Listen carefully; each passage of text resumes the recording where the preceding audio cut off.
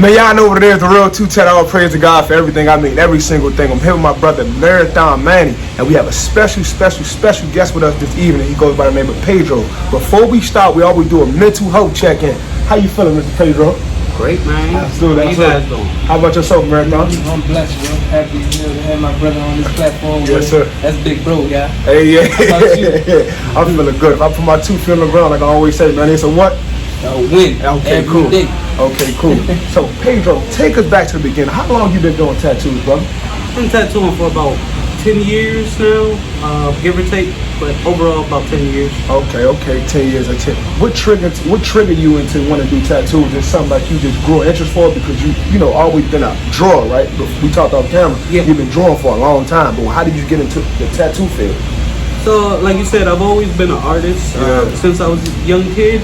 But then as I got older, it was at one point in time in my life where I was working for the government and kind of like got into tattooing. There was a guy that was tattooing me and he knew I was an artist, so he kind of just suggested like, why don't you start tattooing?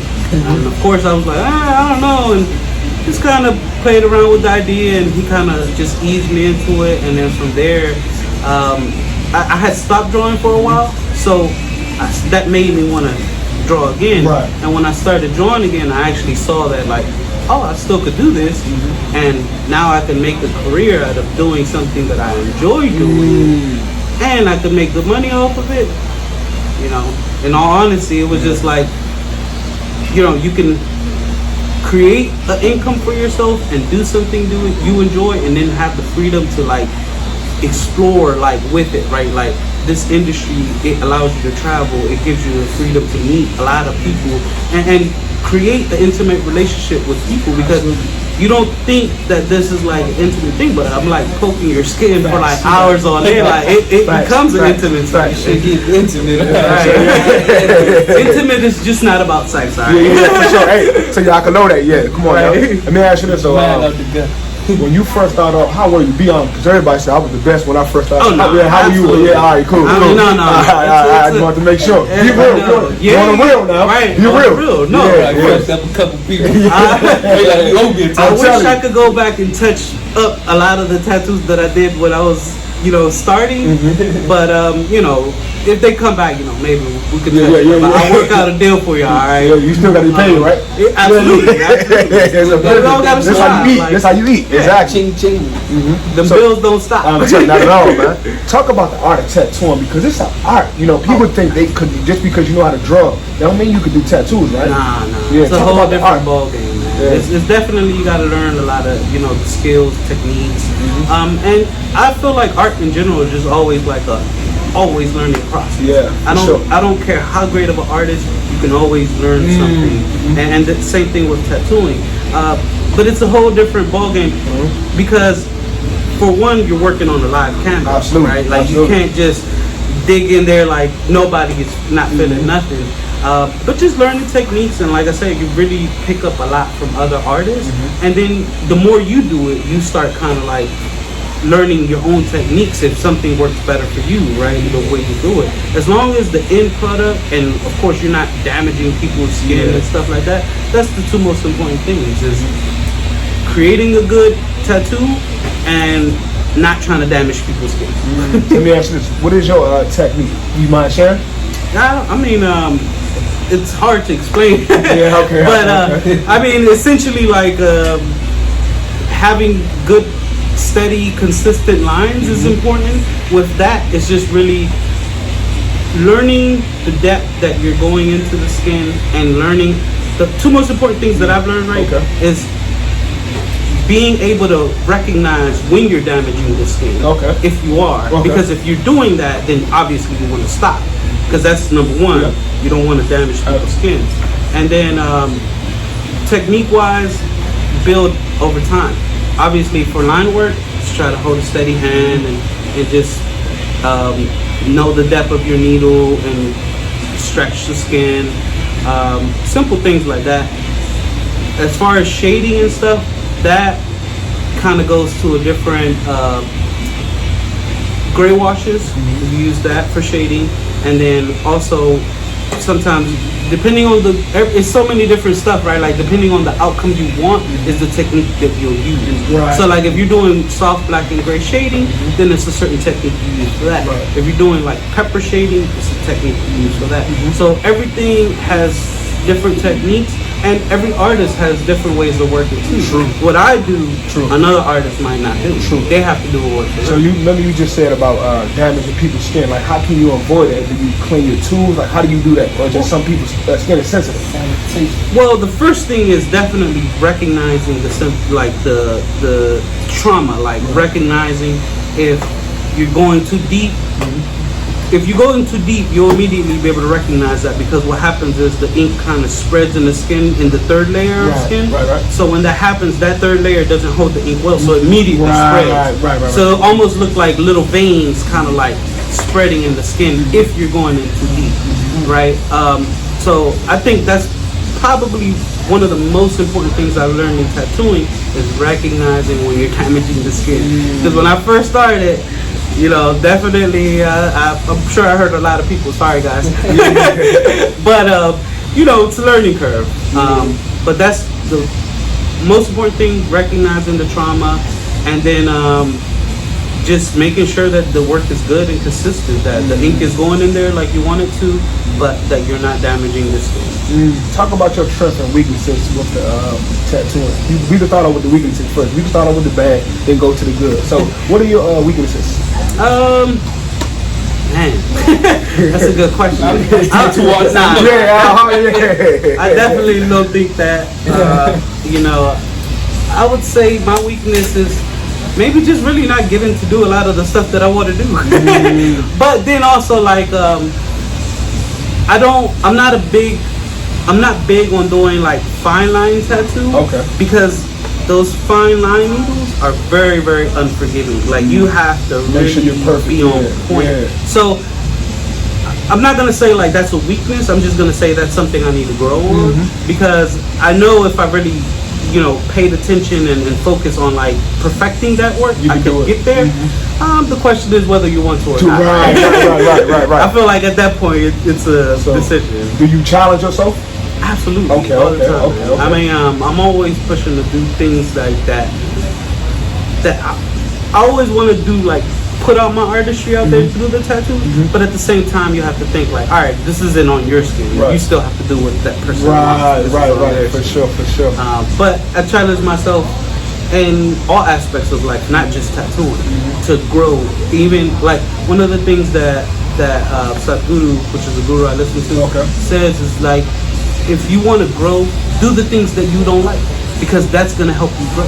If you're doing the things that you're comfortable with, there's no growth in it. But if you start doing the things that you don't like, and like I said, this is all aspects of life, it's going to help you grow, because you're doing something that you're resistant to. But once you do it and you start like creating like the what's the word I want to use? Equanimity? Yes. Equanimity. Word of the day. Okay, man. Shout out, man. There we go. So,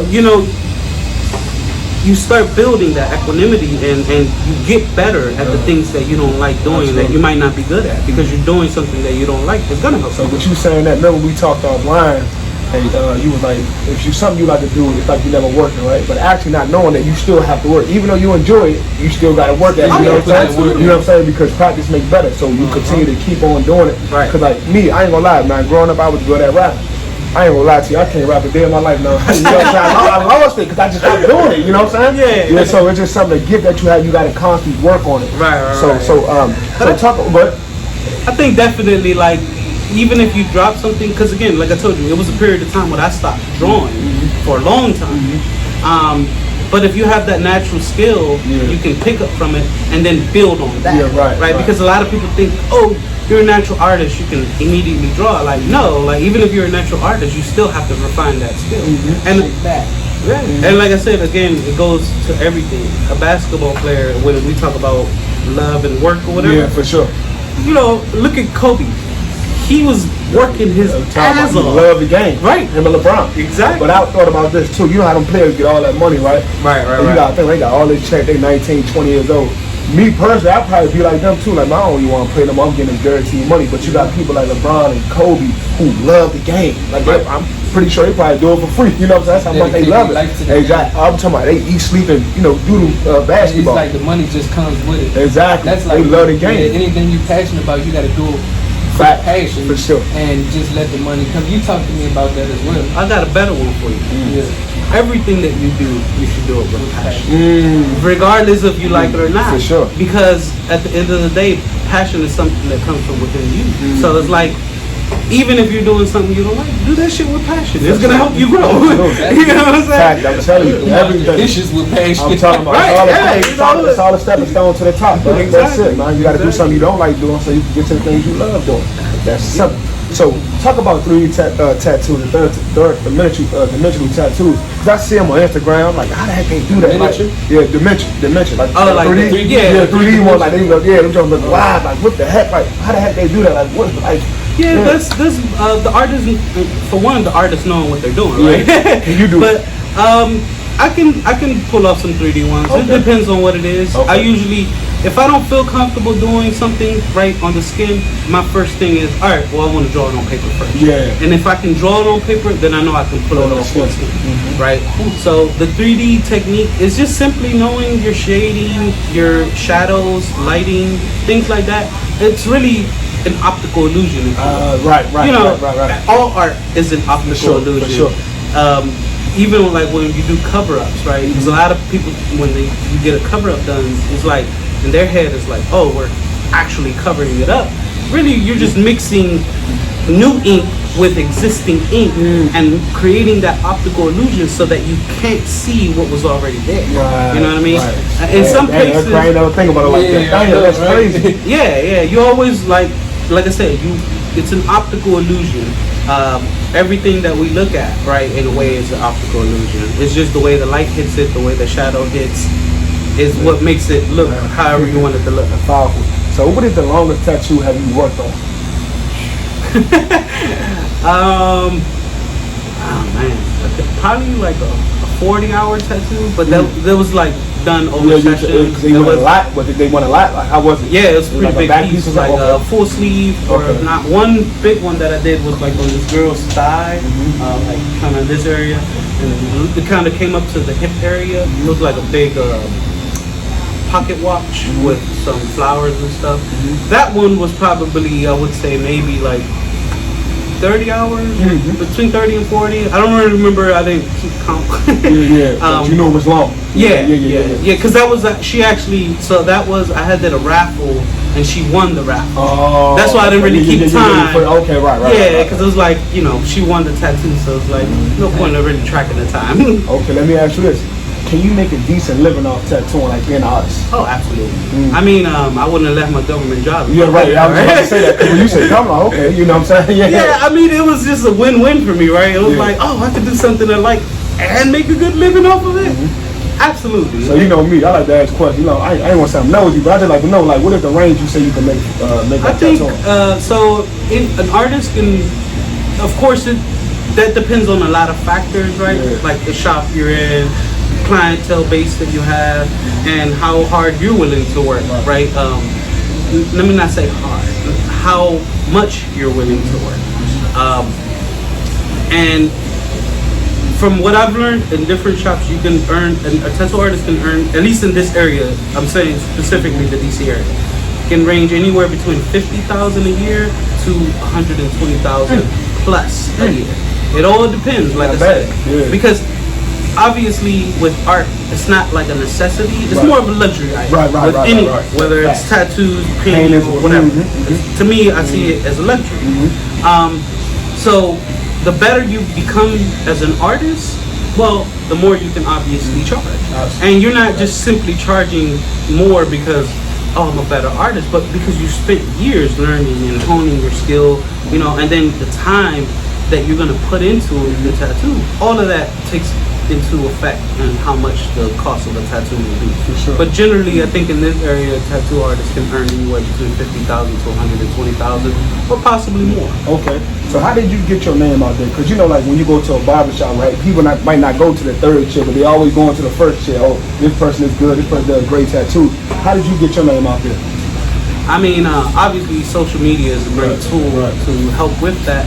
but then also I had a lot of like word of mouth clientele, and repeat clientele. Right. But essentially, I think whenever you're like in a tattoo session, I think one of the most important things is giving person a good experience, right?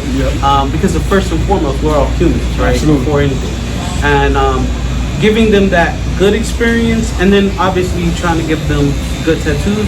But a lot of social media definitely help, and then word of mouth, and then just going out there and talking to people, man. Like that's the best way you can connect with people, is just literally talking to people. It was a time where sometimes like I wasn't that busy in some of the shops that I worked in, so what I would do, I would go out to like some of the like nearby locations, maybe like a Panda Express or whatever, anything that was close by. I would promote, like go out there and hand out flyers, cards and stuff, right? Business absolutely. Cards, right. So you gotta be creative in the way you promote yourself, but online helps a lot. But you can still always take the initiative for yourself and just go out and meet the people in the local area. So let me ask you this: what are some of the political things you don't like about tattooing? Because it's always it's an upscale and it's a downscale to everything. So what are some things you don't like about it?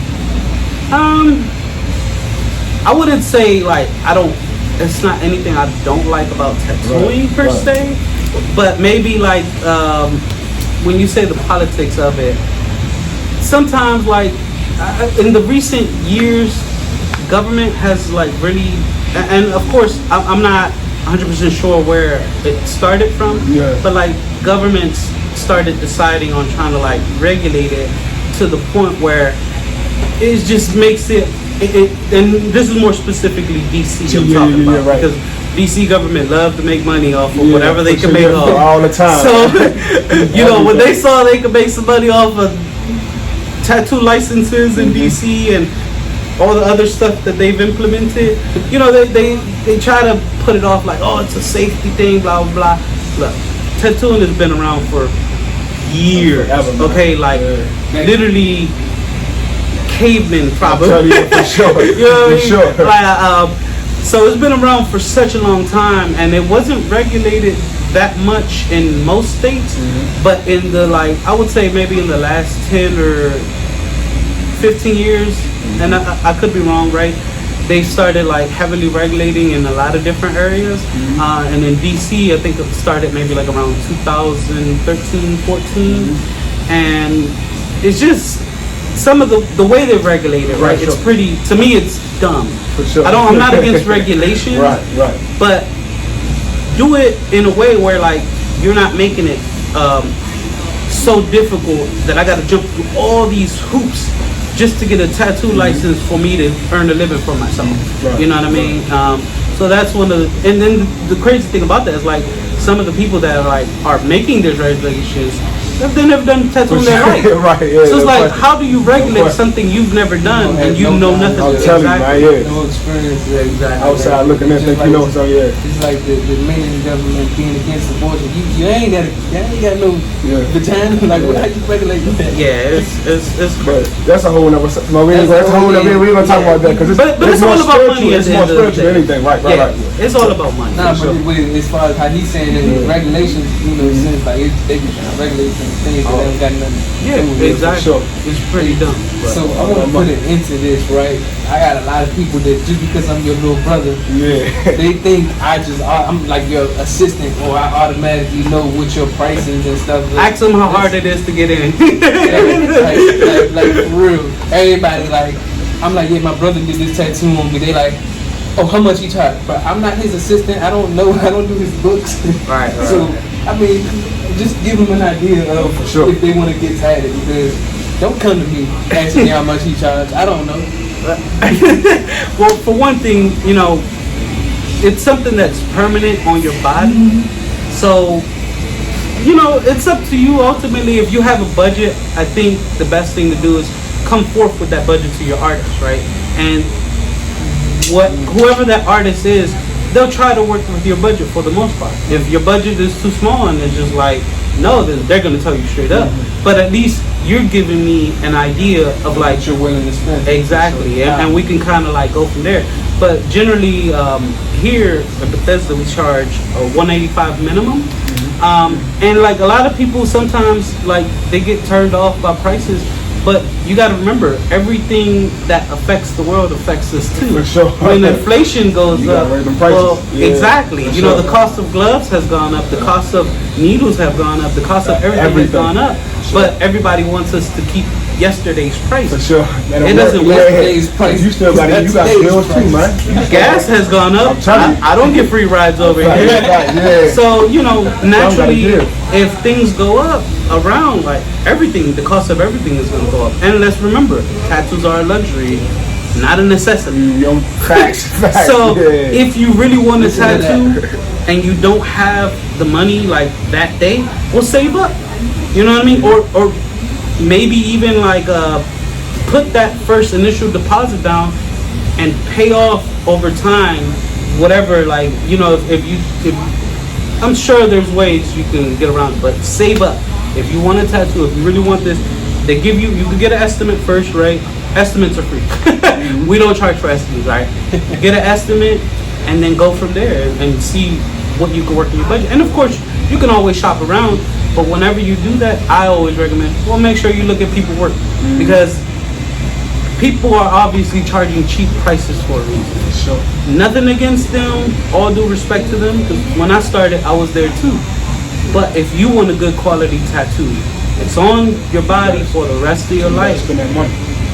It's better. I would rather spend more than try to spend less and end up with a crappy tattoo that later on you might have to get covered up, right? And then end up paying more than what it would initially have cost you. And like you just said, not really covered up. All you doing is mixing the two. You know what I'm saying? Exactly. For sure. Exactly. So let me ask you this. Boy, you got a question, man? Well, I didn't want to say, like, you're my brother, so I know his artistry, it goes beyond tattooing, right?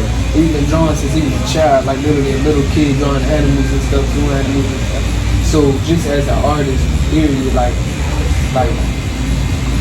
all right, you do different things, right? You do painting, you do drawing, you do tattooing, you even do digital, graphic design and stuff. What's your mission with being an artist, period? Man, that's a good question. You know, when I first started, right, like kind of like in this art journey, I say, definitely, I think as the aspiration for any artist is to be the best, right? But when you say the best, if you're trying to be better than somebody else, well, you're never going to be the best, right? But if you're trying to be better than what you were yesterday, then you're going to be one of the best. Because when we start comparing ourselves to other people's work, well, it's unrealistic in a way like that. You're comparing yourself to that person, like, am I doing better than them? You might not ever get to that person's level, or you might be better than that person's level. But how you did, how better you are, it's up to you. And so my vision for myself as a person overall, right, has just evolved over time. And now I like kind of understand, for me, like tattooing, it's obviously a way to feed my family and do something I enjoy doing, but I don't like to like just encircle myself like that's the only thing part of my life. I love art in general, right? Like I love going to museums and looking at paintings and all that. But I think the biggest thing for me now as a person is to evolve to the highest I can as a human being, and everything behind that follows. So if that means like I will evolve to become a great painter and whatever, then I'll do that. But I just kind of go with the flow and live every day. Like just push every day. If I have a tattoo today, well, I'm gonna do the best I can with that tattoo. And then, so on every day. But as far as like vision as an artist, I just want to be the best that I can be, whatever that may be, Sure. Whether it's the next Picasso or the next Leonardo, what's his name? Leonardo da Vinci. Because like when you look at Picasso and Da Vinci, they were both great artists, but their artistry was just two completely different. Right. If you ever thought about teaching like a class, like how to do tattoos or just like painting and sexual stuff like that, because you can get monetized pretty much with everything. Right. YouTube, all that stuff. You ever thought about going in that field? I've had people that wanted to apprentice under me before. Sure. I took on one apprentice at one point when I had my studio in DC. But you know, this craft, like, it takes dedication. It takes, like, you have to be willing to sacrifice a lot of yourself to, like, get better. And if you're not willing to do that, then it's hard. You know. So as far as the teaching, I'm not against it, but I don't know if I would take that on right now. Right. But I love to give information, right? So, like, if I see somebody's really interested, then I'll give them whatever information that I can, so to help them grow and to help them kind of like start their journey or whatever.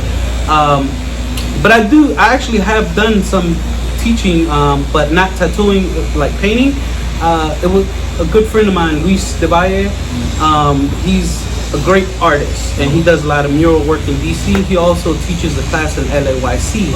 And so it's been times when I substituted for him, and so I'll go in there and teach the class, and I really enjoy it, to be honest. How was that experience? Man, because I went there as a kid, to LAYC when I was a troubled youth. I went there, and I always kind of like was like, damn, it would be cool to one day come back and be able to try to give back to the center in whatever ways I can. And being able to go and teach and interact with the youth, it was amazing. I loved it, and I think I did good with the kids, because Luis told me at one point, yeah, the kids asked about you, so I hope I did. You know, left your mark on it, right? Right. Hey, so now that you talking about youth and stuff, can you give pieces of advice or some wisdom to the generation that's coming up now? You know, artists or just the youth period, something that you feel like they need to hear, because sometimes we don't always have the right people in our, like, around us, giving us what we need to hear, young, you know what I'm saying? So you feel like you got something that you can tell them that they need to hear? Sure. So first of all, stop watching so much TV. Facts, though. Facts. Don't smoke cigarettes. That's a fact. They'll kill you. That's a fact. No, but I mean, really, I think one of the most important things for the youth is explore life, right? Like, explore, and when I say explore life, I'm not talking about substances and drugs. That's not life. Those are just substances that sometimes we use to alter our reality, if you will. I'm not against that. I'm not saying, but let yourself grow up before you get heavy into that. So that means, if I know DC weed is legal, but if you're smoking weed at 16, 15 years old, you gotta understand your brain is not fully developed, so it's gonna, mess with you a little bit. So allow yourself to grow up, and then if you want to smoke weed, okay, whatever. But explore life, and when I say life, every aspect of life. Go stare at a tree. I know that sounds funny, but like, when you look at the creation that's around us. For sure. You know what I mean? Every little thing, to the smallest ant. Whoever the creator is, because I don't know what everybody believes is, he paid just as much attention to that ant as he did to us, because it's so well done. Absolutely. So pay attention to life, and you'll see things will start opening up for you within yourself. Everything that we do, we tend to do it for, like, egotistical purposes. And I understand that. Like, find within you who you really are. Most definitely. That's the most important thing. Don't let your outside determine who you are, whether it's your family, your neighborhood, everything that you've been conditioned and indoctrinated to think. Absolutely. That's not you. For sure. It's just memory that's been gathered, within your body. For sure. Pay attention to yourself, pay attention to the core of who you are, and you'll start seeing that the life within you starts to blossom more than you've ever known. And when you do that, I'm telling you, it's just... Hell of an answer. Let me ask you this. With that being said, if you could go back and talk to a 13-year-old Pedro, what would you tell him? Oh, man. I mean, to be honest, like, as much as I know it sounds like a wonderful idea to do that, and maybe I would tell myself to not do certain things, like, maybe don't be out in the streets as much as you used to, or don't get into drinking or don't get into drugs and stuff like that, I probably would have said all that to myself. But now where I'm at presently, I don't think I would change anything about my life because it's helped me grow to become the person that that I am today. Absolutely. It's like you go through things. It's two things that you can do whenever you go through situations. You can either become wounded or you can become wise. So whenever bad things happen, right, you can either choose to suffer it or you could choose to learn from it and grow. You know what I mean? That's a choice that we all have. Absolutely. And a lot of people suffer. For sure. It's all about the choices you make. And they suffer it even long after it passes because they'll suffer their memory. When I say you suffer your memory, you start thinking about a bad time in your life. You can literally work up your emotions for something that doesn't even exist no more. You're just making yourself suffer for no reason. For sure. No reason to do that to yourself. Absolutely. I like that, man. Go ahead. Let me ask my question. So, this is the last question we usually close out with. What's the impact and legacy that you want to leave behind? Not with just art, just you as a person, as Pedro, the person that you are, the work, everything that you're doing out here for yourself, your family, anybody around you. What kind of impact do you want to leave behind? What kind of legacy do you want to leave behind? My biggest impact that I really want to leave is just really to become the most full-fledged human being that I can be. and I think, a lot of people, if you don't understand what that means, it's like, well, ask yourself, what does it mean to be human? What does it mean to be a human being? And for me, that has more so become the most important thing, is to become a full-fledged human being. When we say humanity, when you hear people say, oh, he's a humanitarian, right? And a lot of people think like, oh, you're doing this or that. Giving back, But being a humanitarian simply means I'm just being a full-fledged human being. I'm doing what I can in this world to leave it a better place for the next generation. Because essentially, a lot of people, when people buy land or houses, right? I own this land. How can you own something that's going to outlive you?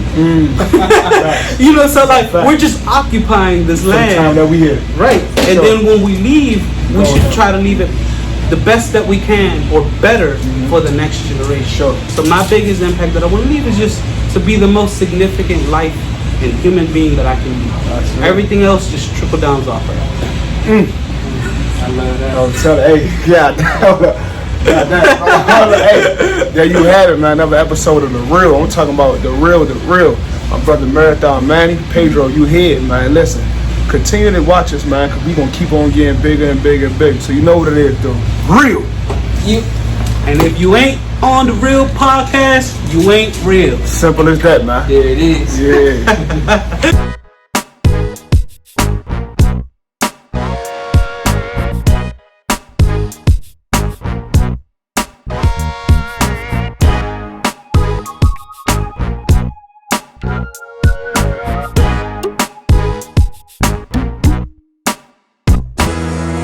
If you're not on The Real, you're not real. There you go. Bam.